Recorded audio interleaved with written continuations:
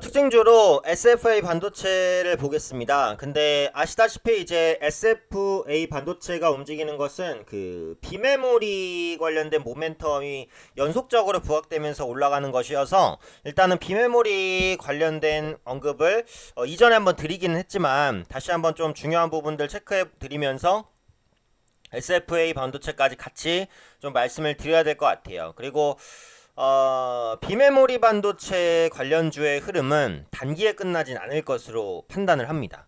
그러니까 꾸준히 관심을 보셔야 될 것 같아요. 그렇다고 계속해서 쭉쭉 치고 나간다는 건 아니지만 조정 시에는 오히려 좀 저가 매수 혹은 눌림목 매수로서 대응을 하실 필요가 있지 않을까. 이건 장기적인 모멘텀이다라는 부분을 이전 영상에 이어서 다시 한번 좀 말씀을 드리도록 하겠습니다. 그래서 보시면은 그 삼성전자의 투자 모멘텀인 것인데, 그러니까 삼성이 이제 비메모리 반도체 부분에 그 133조 원을 투자한다고 밝혔잖아요. 그래서 이게 물론 굉장히 장기간에 걸쳐 투자되는 것이고 정확하게 뭐 이 금액이 들어가는지 이런 부분들은 알 수는 없지만 중요한 것은 이 133조 원이 정말 엄청나게 큰 금액이다 이겁니다. 이게 팩트예요.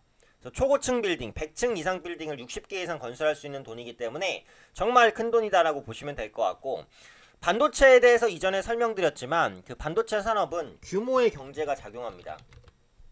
규모의 경제라는 것은 생산 설비를 많이 갖추고 크게 갖춘 놈이 유리하다 이거예요, 결국은.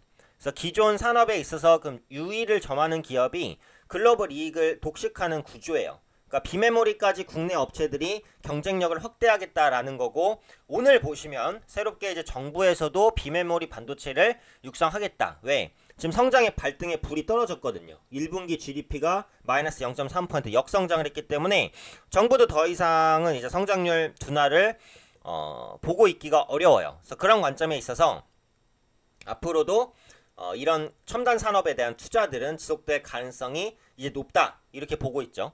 그래서 지금 삼성전자나 SK하이닉스는 메모리 반도체 시장에서는 엄청난 강자지만 비메모리 반도체 시장에서는 약자다라는 말씀을 드렸어요.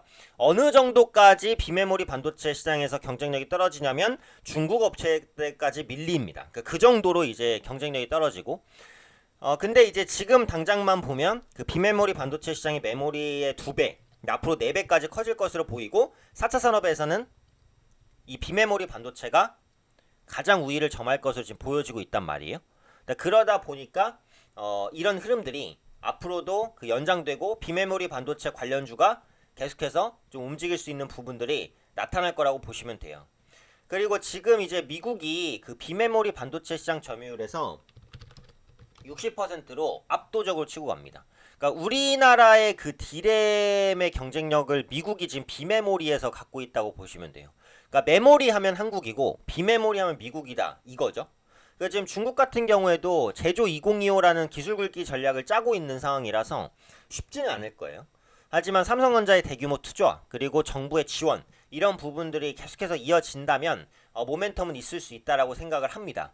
그럼 이제 SFA 반도체 같은 경우에는 무얼 하는 기업이냐라고 한다면 그 반도체 조립과 이제 테스트,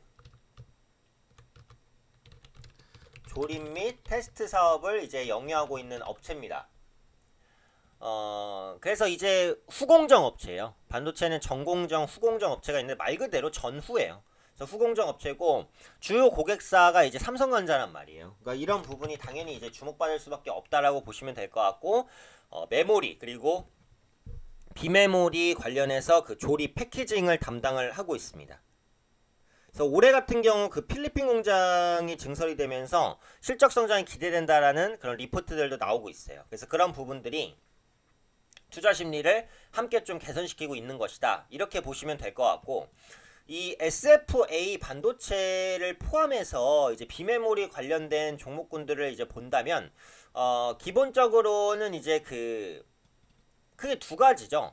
첫 번째는 이제 팹리스 업체고 두 번째는 그 파운드리 업체인데, 전문 용어이기 때문에 이제 이름이 조금 어렵기는 합니다만 팹리스라는 것은 이제 생산 시설이 없이 반도체 설계만 하는 거예요. 근데 파운드리는 반대죠. 팹리스의 반대 개념입니다. 반대 개념으로 생산 시설은 있는데 그냥 주문을 받아서 위탁 생산을 하는 업체예요. 그래서 이 팹리스와 이제 파운드리 업체가 기본적으로 주목받을 수 있다라고 보는 거예요. 그러면은 관련주로는 이제 그 어버브 반도체, 그다음에 뭐 하나 마이크론, 뭐 시그네틱스, 뭐 이런 종목군들이 있어요. 특히 시그네틱스 같은 경우 삼성전자나 SK하이닉스랑 10년 넘게 거래 관계를 유지하고 있기 때문에 네, 그런 부분들이 조금 더 주목받는다고 보시면 되겠고, 근데 SFA 반도체 같은 경우에도 어쨌든 아까 말씀드린 대로 삼성전자의 직접적인 납품 비중이 높고 또 현재 비메모리 반도체 조립과 패키징을 담당하고 있어서 이런 부분들이 함께 부각이 되고 있습니다. 근데 올해 같은 경우 앞서도 말씀드렸듯이 해외 공장 가동에 대한 기대감, 필리핀 공장 증설에 대한 기대감이 있기 때문에 이런 부분들이 같이 적용이 된다고 보시면 돼요. 그래서 앞으로도 이제 비메모리 반도체에 대한 투자는 굉장히 대규모로 아주 장기간 이루어질 거예요. 그리고 삼성전자가 독단적으로 우리만 잘 먹고 잘 살 거야가 아니라 중소기업과 상생체제를 구축하겠다라고 했기 때문에 이런 부분들이 조금 더 부각되면서 비메모리 반도체 관련주를 장기적으로 끌어올릴 수 있는 동력이 될 것이다 라는 관점이에요. 그래서 오늘 말씀드리고 싶은 부분의 핵심은 이 비메모리 반도체 모멘텀은 단기 모멘텀은 아닐 거라고 생각된다는 겁니다. 그러니까 제가 테마주를 별로 좋아하지 않지만 이거는 테마가 아니라 섹터로서 자리매김할 가능성이 높아요. 그래서 비메모리 반도체 종목군들은 하락하면 두려워할 게 아니라 하락 시에 오히려 기회를 잡아야 된다라고 생각을 하는 거죠.